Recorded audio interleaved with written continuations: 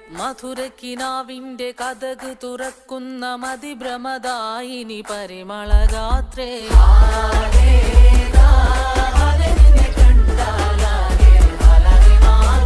മധുരക്കിനാവിന്റെ കഥക് തുറക്കുന്ന മതിഭ്രമദായിനി പരിമളഗാത്രേ.